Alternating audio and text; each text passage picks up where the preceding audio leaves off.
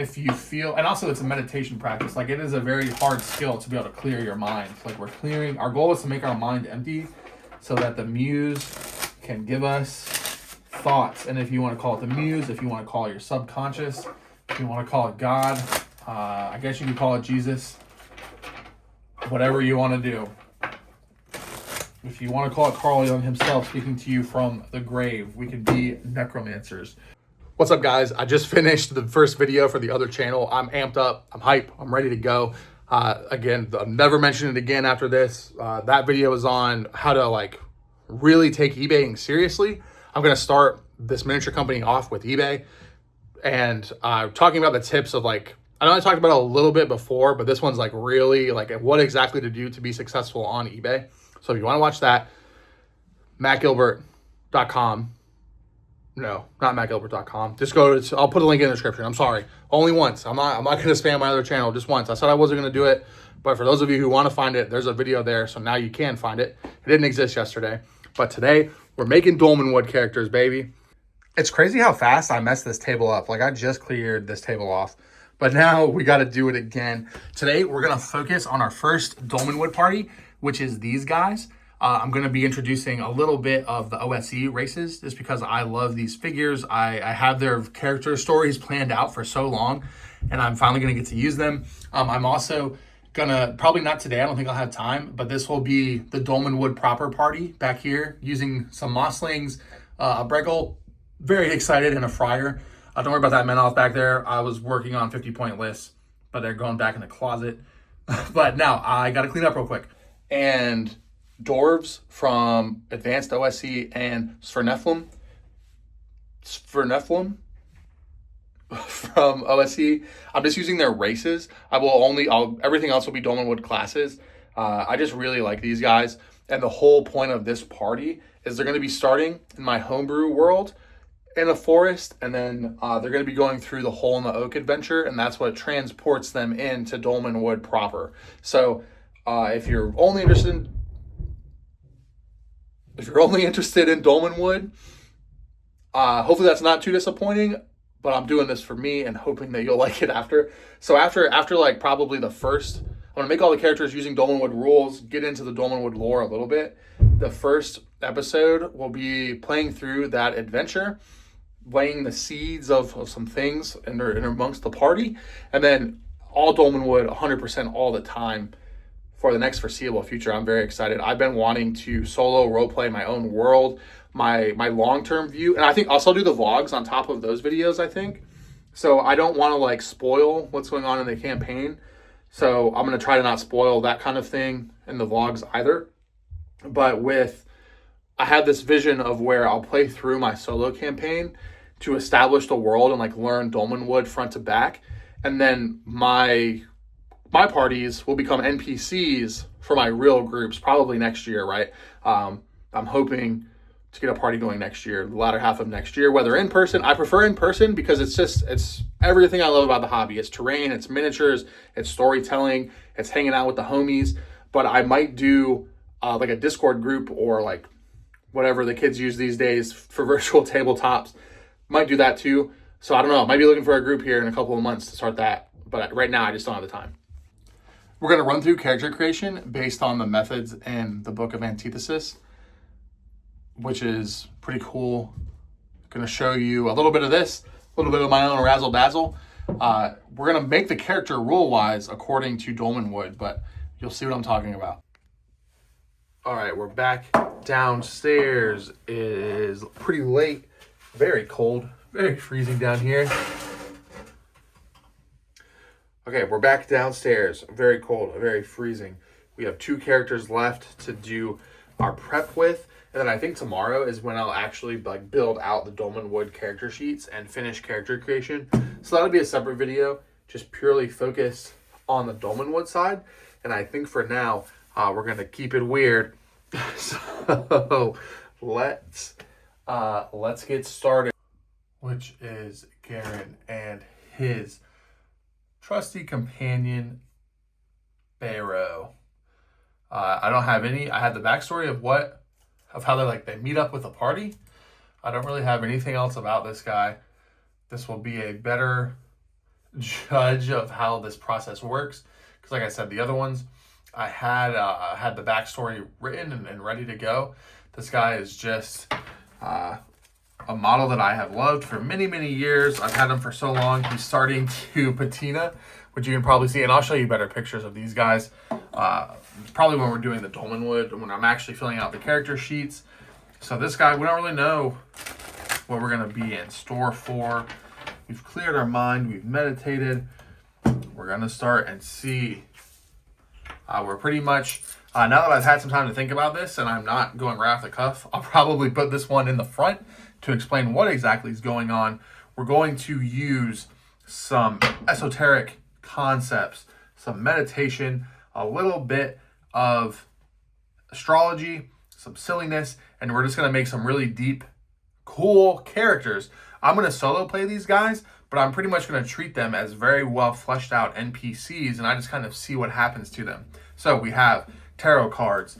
I like the Wyatt Smith deck for this, for anything really. I have my bag of bones. This is just a little sack of objects. Specifically what I'm doing, I have 7 coins that correspond to the 7 ancient planets, the ones that they could see, and we're essentially going to give this guy a birth month, and we're going to, so we can treat it like a zodiac, and that's going to allow us to kind of get a better idea about who he is as a person, has his personalities, his motivations, maybe the external forces influencing him.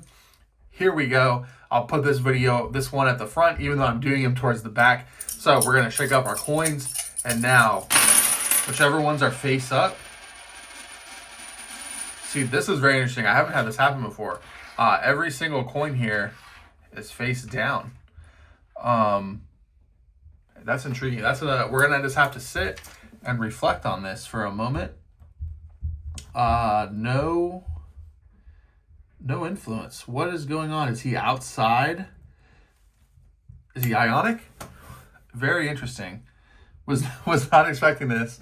So normally what I would do, like say if this silver coin, this is real silver, was flipped up, for me that corresponds to the moon. So I would know that his moon sign, which is the earth element. Some example influences are health, safe travel, friendliness, wealth, protection, things like that. So it gives me a little bit of an inkling to do. I'll use the corresponding colored dice to roll his stats. But the fact that he has no influence on him, do you know what that means? It means we're going to use our clear dice on him. I only have 1 clear d6, so we're going to have to roll it 3 times for each of his stats.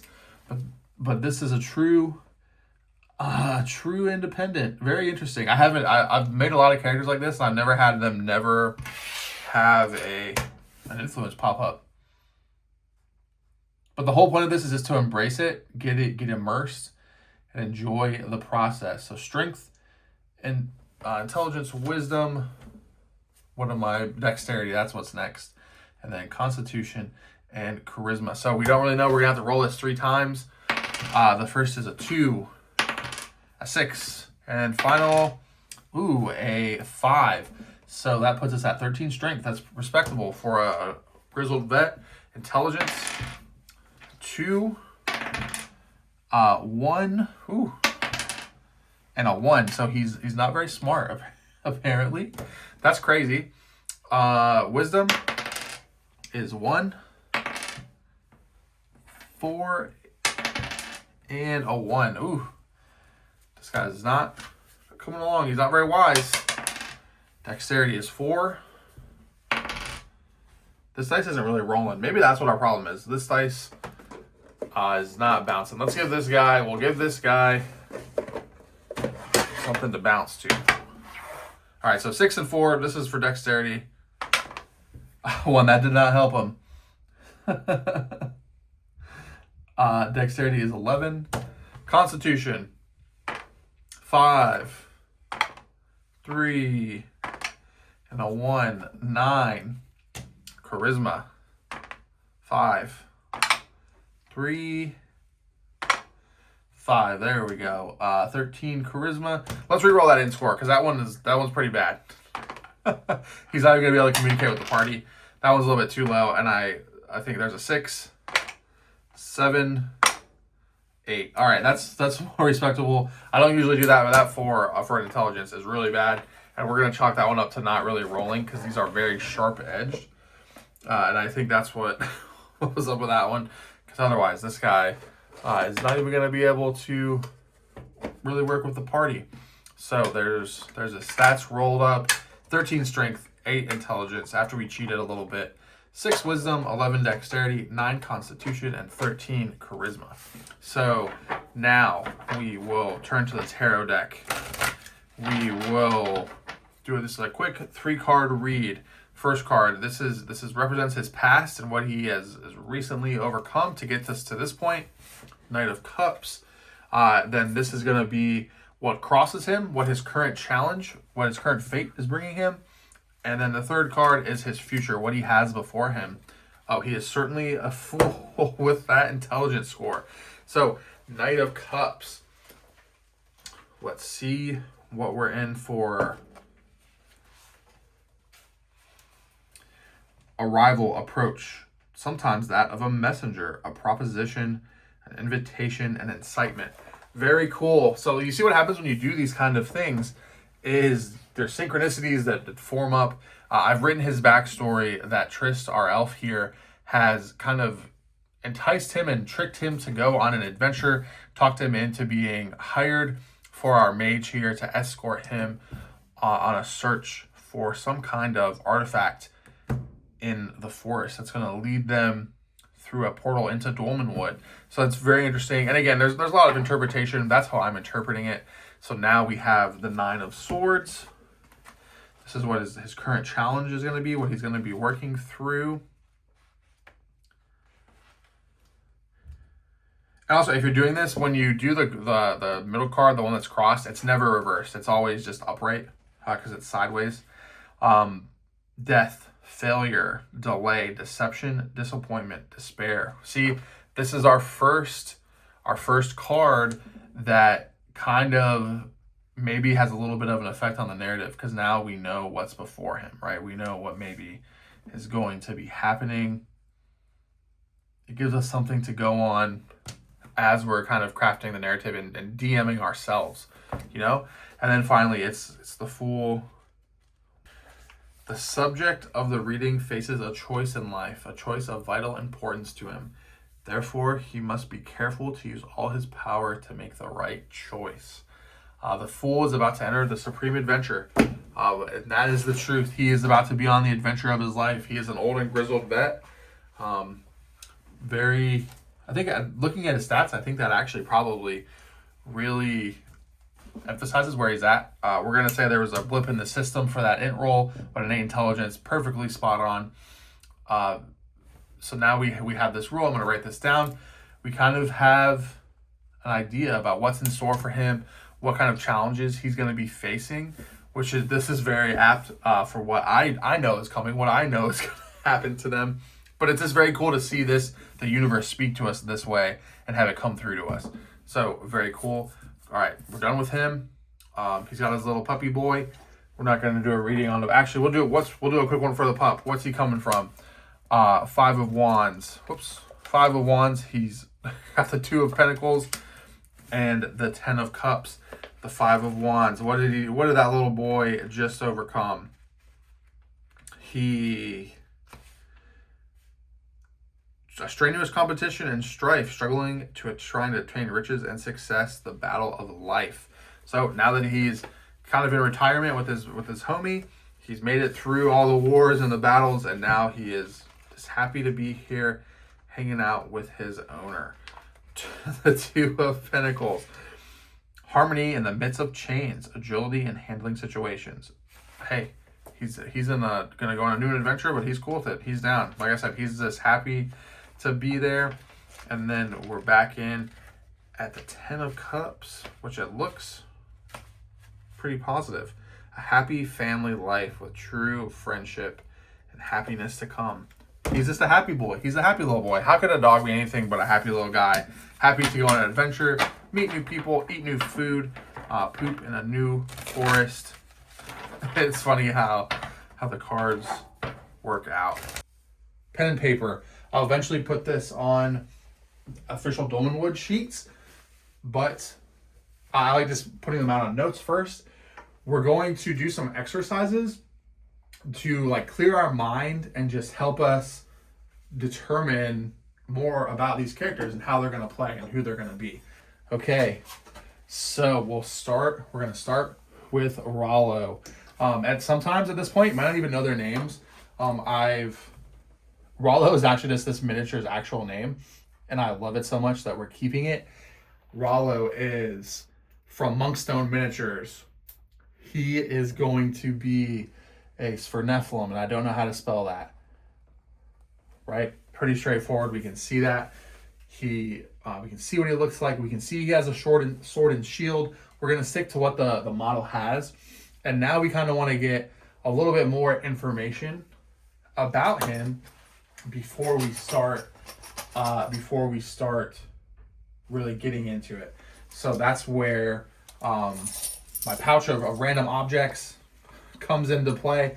Each one of these objects corresponds to just things in my mind.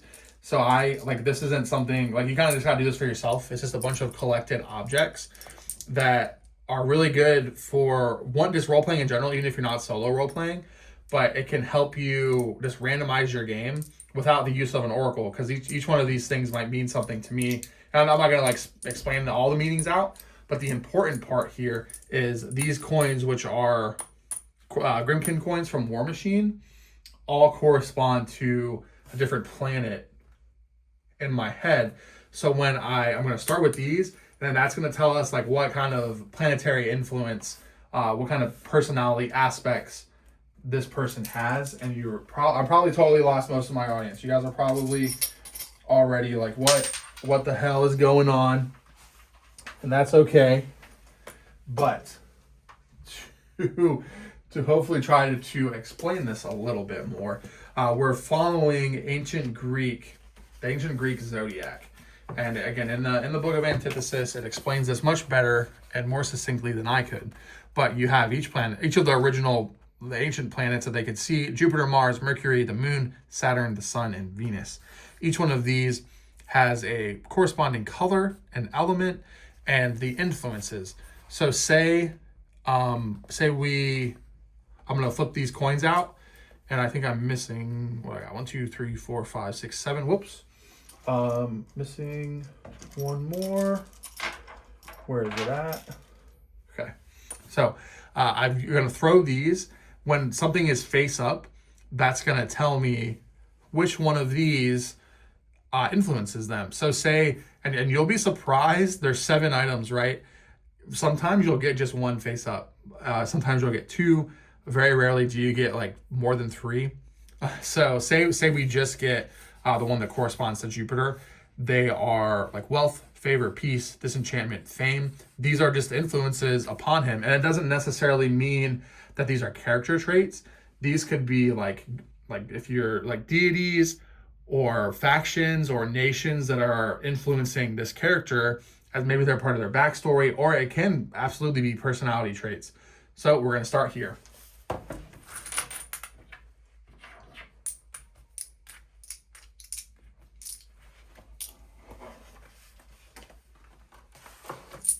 So I just shake them up, and usually I have a little mat here, which I realized I've forgotten. All right, so this one jumped out of my hand, right? And you might think that's ridiculous, but this was meant to jump out. It is the Wanderer coin, which I don't even need to throw these, because I now know that the Wanderer has a very strong influence over this character. And actually, in my homebrew world, the Wanderer, I've used the War Machine figure. He is a deity in my homebrew world. But the Wanderer coin responds to Mercury, which is gray, purple, and yellow, water, luck, gratitude, memory, divination, poverty, and memory loss. Interesting. So now we know, now I can just put that his planetary influence is Mercury, and his element is water. Right, so think of this where it's an astrology for our characters, right? And it just helps us, I'm already immersed, we're in this.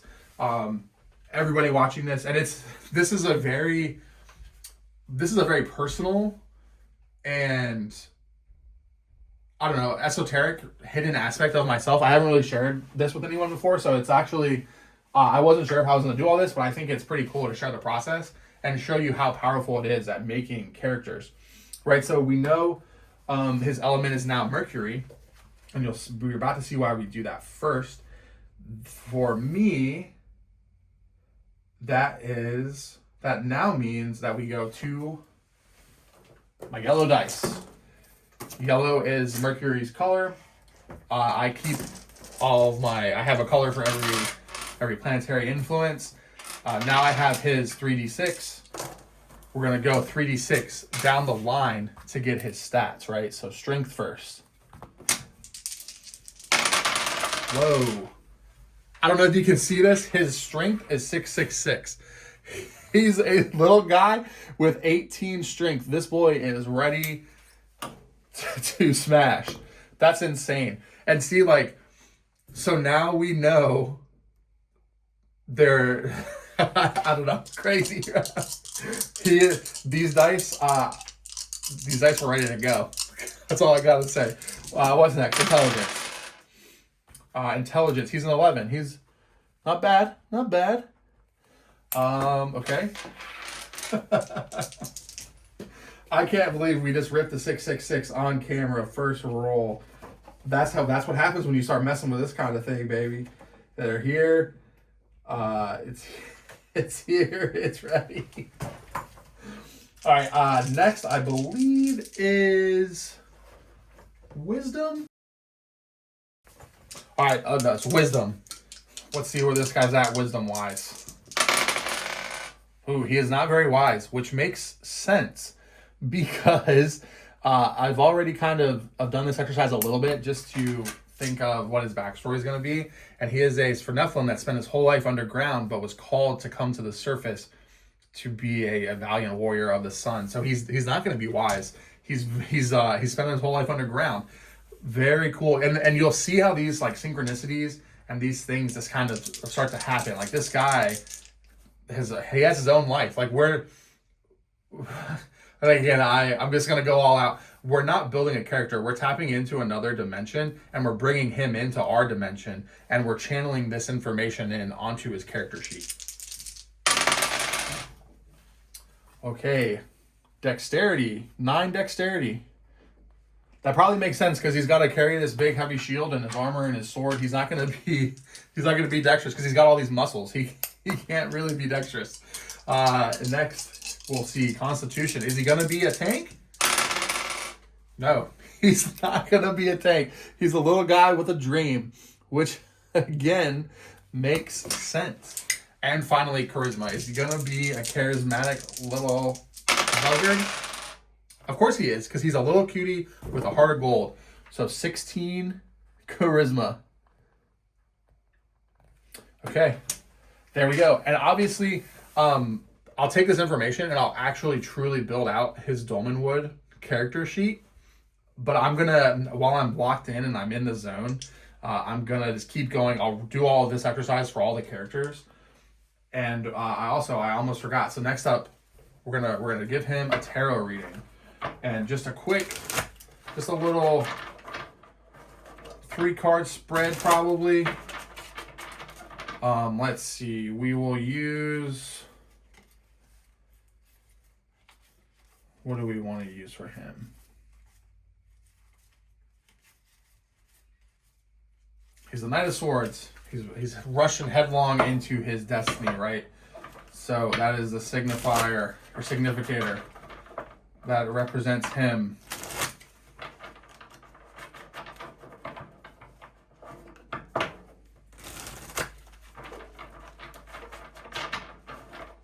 And I'll probably do multiple videos where one video will just be the Dolmenwood side, and today's vlog will be me being a little weirdo down here in the dungeon, doing tarot card readings for little miniatures. But, all right, here we go. This is our guy. This is what he has recently overcome in the past. The 7 of Cups. this is what crosses him. This is his current challenge. The Six of Swords. And then this is what the future holds. The Two of Swords reversed. Okay. So usually at this point, I'll probably snap a picture because I'm still, I'm still like learning the tarot. It's like, are you ever not learning the tarot? I'm a couple years into it, but I do not have everything memorized yet. Okay, I'm still doing this reading, but it's really, you do this and it's really amazing at what happens. So I've written this guy's backstory. It came to me. I've had the idea. I've had this miniature for years. I've had the idea of what I wanted to do with him for years. I wrote it out. I posted it to the website yesterday. If anybody went and looked, it was there. It was posted yesterday for sure.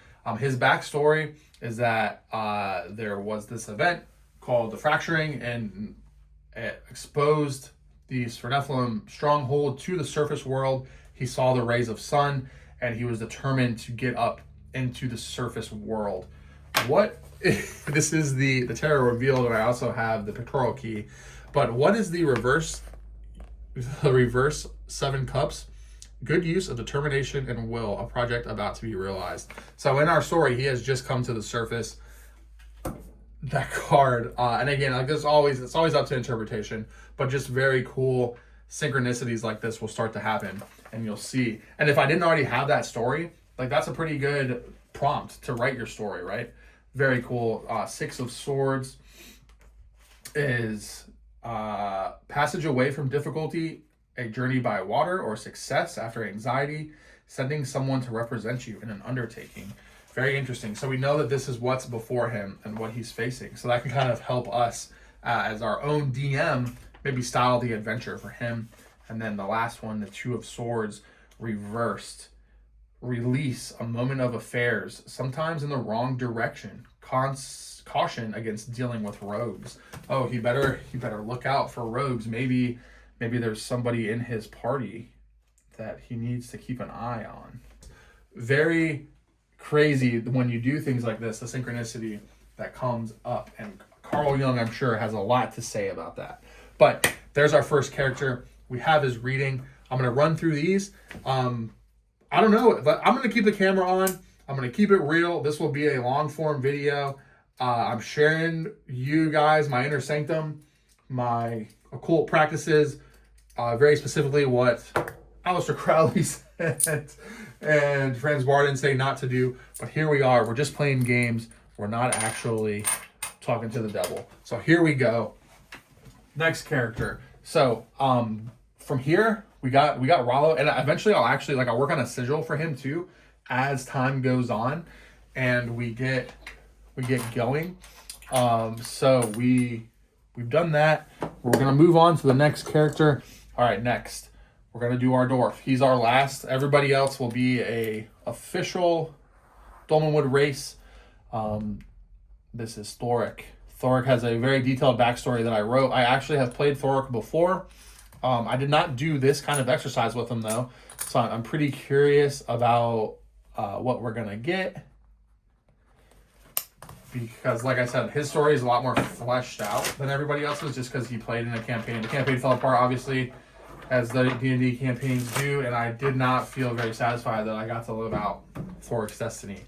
So first we'll start here. We'll see what happens. And again, I cut my hands like this, and I try to shake them, keep them pretty close. So it's not good to have things fall out. I mean, actually, that's not true. It's not charged. It's not good or bad. It just is, right? So hopefully we'll see a real casting of the bones this time. You shake them, you get them properly mixed, and then you sprawl your hands out. And so let's see. This one's face down. This one's face down. We have the child, the dreamer, the wanderer.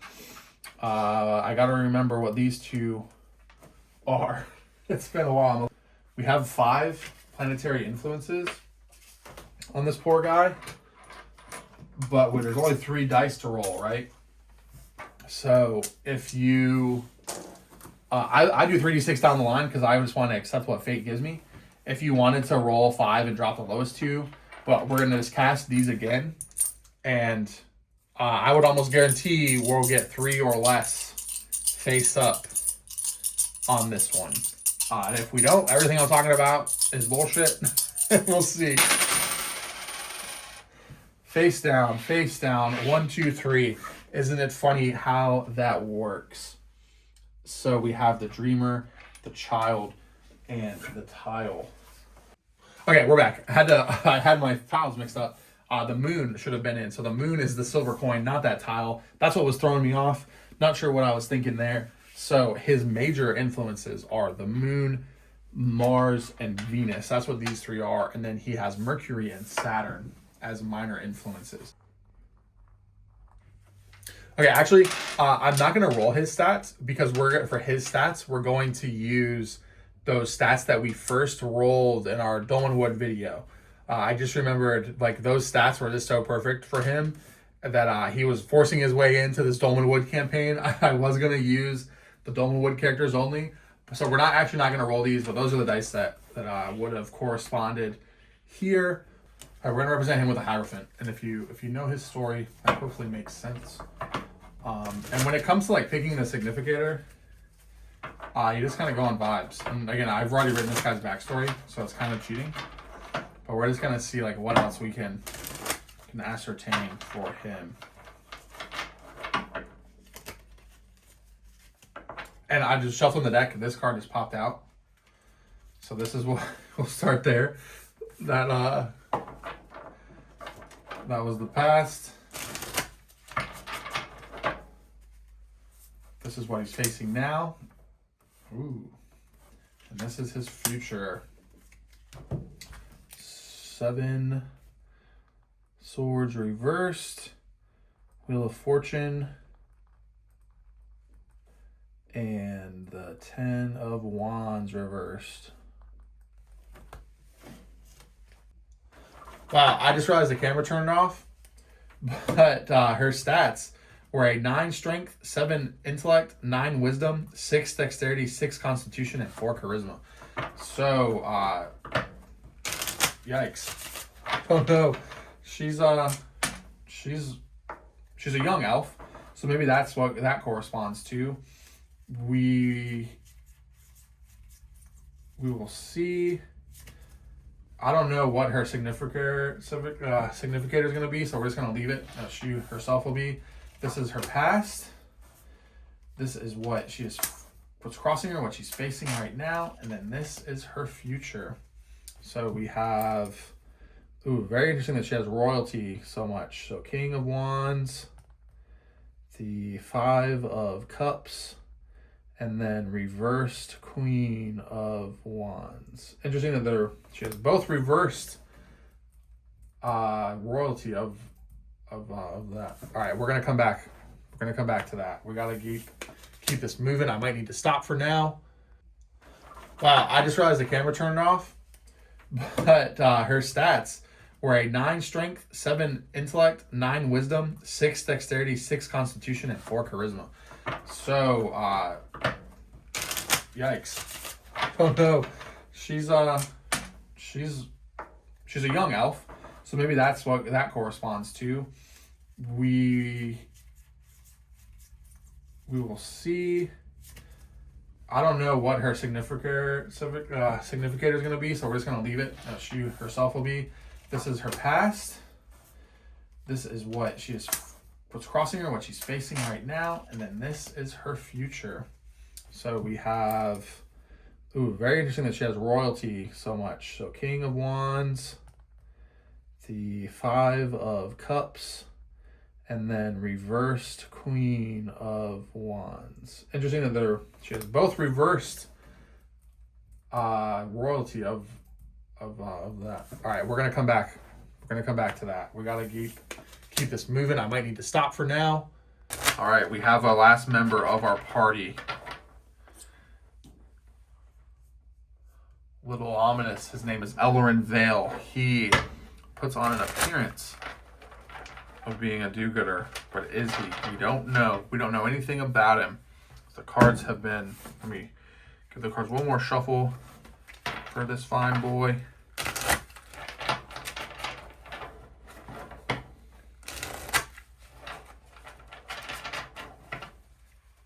And start here. We'll see The only thing we know about him is he's on a quest for an artifact in the middle of this forest. We'll see what kind of influences he has upon him.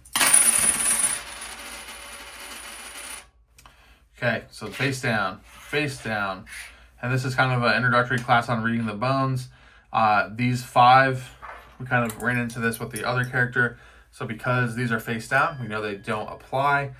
He has 5 minor influences, which these themselves correspond to Jupiter, Mercury, the Sun, the Dreamer, or I'm using the coins. The Dreamer is Venus and Saturn. All right, so we know those are the 5. Which ones are really very interested in him? Of course, he's got everybody. Everybody's watching him, as the mages usually do, attract attention. So now we're looking for 3 face up. We'll see. Talked about this earlier. Let's see if we can go 2 for 2.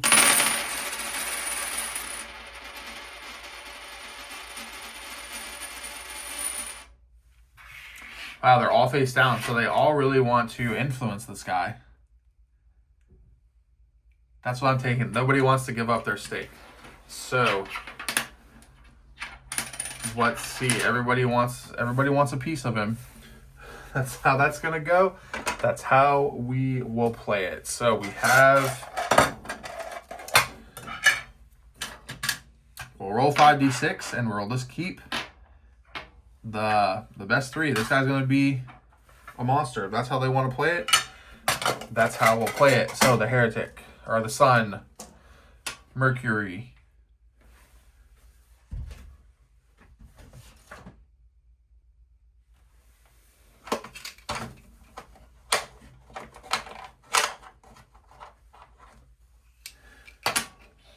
Jupiter,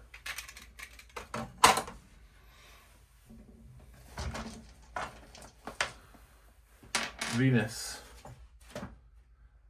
and last is Saturn. All right, so 5 dice. No one wanted to relinquish their hold on them. We'll see.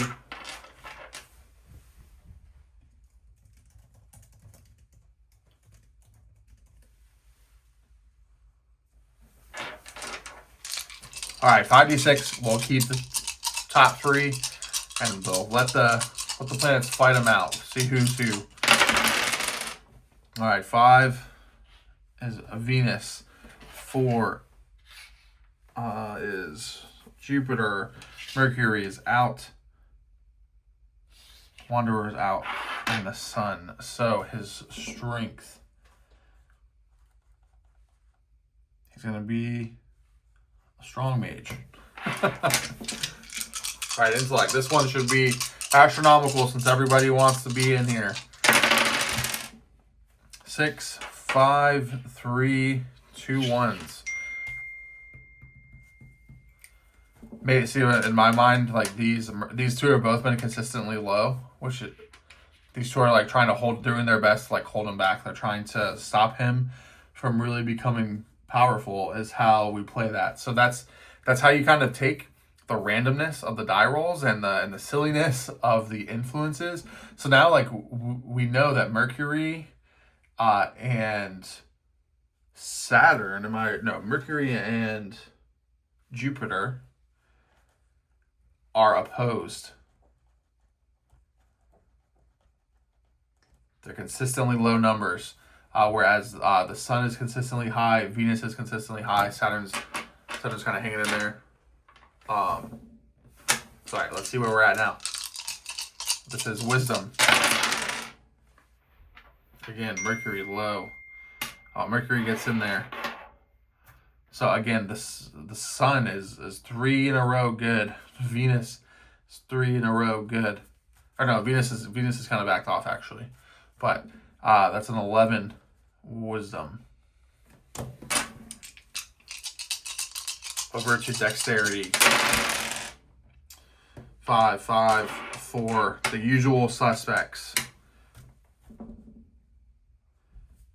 Puts us at 14. Dexterity. He's a dexterous mage. All right, Constitution. They wanted to make sure he lives. Interesting here, right? If you're following along, but he is the tankiest character we have rolled Constitution wise, which makes sense because we are rolling 5 dice. Now, charisma. He's a very charismatic. That's crazy. But which also, again, it makes sense for someone of his style. So he has 17 in charisma. He's charismatic. He presents very peaceful, very do-goody, but he has some ulterior motives, I might suspect. So I'm just putting all my dice back where they go. I've got them into sorted colors and bins. And so now that we have our characters made, I'll probably play like most of Dolmenwood. I'll use the actual Dolmenwood dice. But if there's something, maybe if it's a big roll, and he's a good example, and it's like Jupiter and Mercury are trying to step in to stop him from doing what he's doing, I might roll those dice in the roll. And that's how it's going to be, you know? Or like since the sun was very involved in a bonus, maybe he'll roll that one. And it's just a cool way to keep your deities in the game, stay immersed, do cool things. It's always good to touch your cards. It's always good to roll them bones. To just get your subconscious working. Tap into the universe. Tap into something you don't understand. Something that makes the back of your neck tickle. That little kiss of the muse on the back of your head. It's always a good thing. So here we go. What's behind him? The Hermit. Obviously, we had to. Of course, it's the Hermit that's behind him. Next, what's crossing him? Probably some money problems. And what is before him? Uh-oh. All right, the Hermit. The Hermit actually, it doesn't mean he's a solo guy. It means he's kind of... I'll get to the book, so that way I don't butcher it. But... Hermit...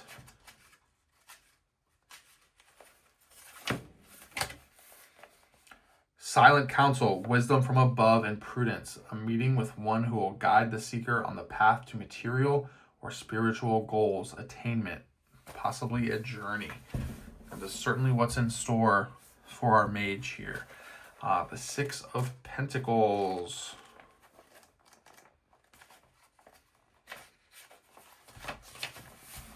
Philanthropy, charity, and gifts. Alms dispense with justice. Present prosperity shared with others. So he's very interesting. In my mind, I kind of had the story for him, and that's not quite what I was thinking. So maybe I need to rethink that. This is very cool. Let me write the reading down. Hermit, 6 Pentacles, Queen of Cups reversed.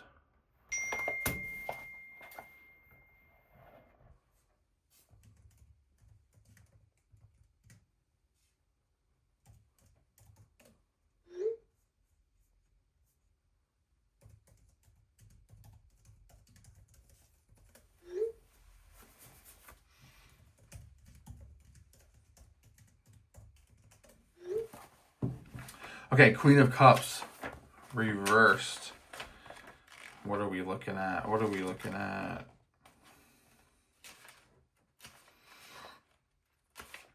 Okay, Queen of Cups reversed.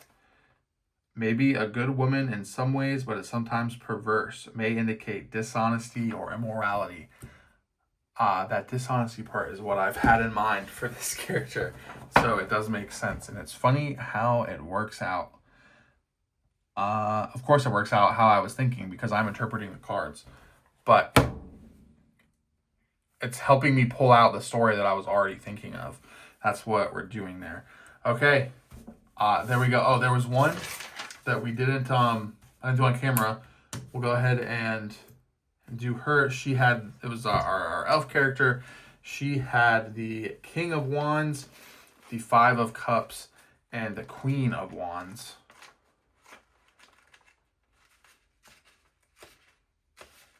So the King of Wands is where she's coming from. Honest and conscientious and impassioned and noble.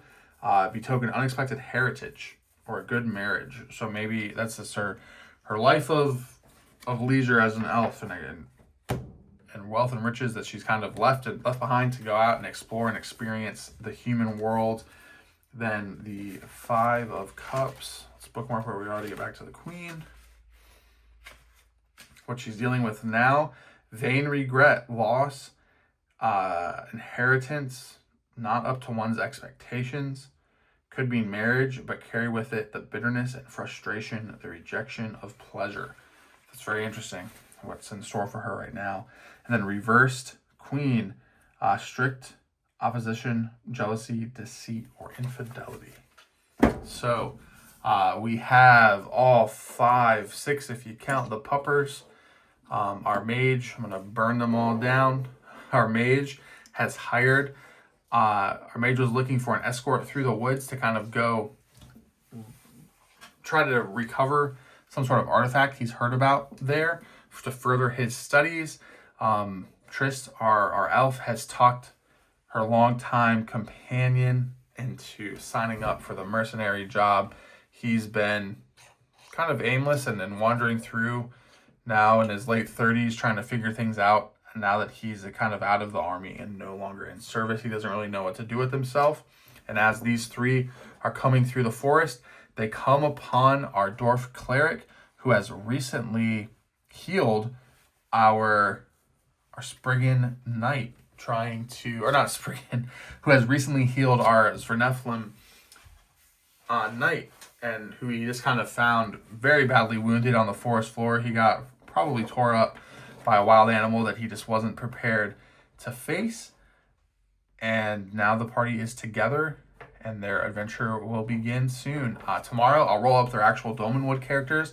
Thanks for watching. This has been a really fun one. Probably going to end up being a really long one. So if you made it this far, thanks for sticking with me. This is probably the weirdest one I've done, but this is also one of the most valuable exercises in my hobby. It's what really kind of resets me, fills my bucket back up. It's not like painting, where like painting is awesome and it makes me feel good, but that's certainly like something is coming out of me to do that. And when I do stuff like this, I'm still creating. Like I just created 5 people. I brought them into existence, but this method kind of fills me back up and it's bringing something into me. So I just wanted to share how I add these depths to my characters that I make for myself to play, as well as for like NPCs in my campaign. And these tools, the Bag of Bones, will be definitely coming back in the solo play, and you'll kind of see how I read those through as an oracle, and the cards are always going to be here with me. So I'll give you a taste of how the solo play is going to go.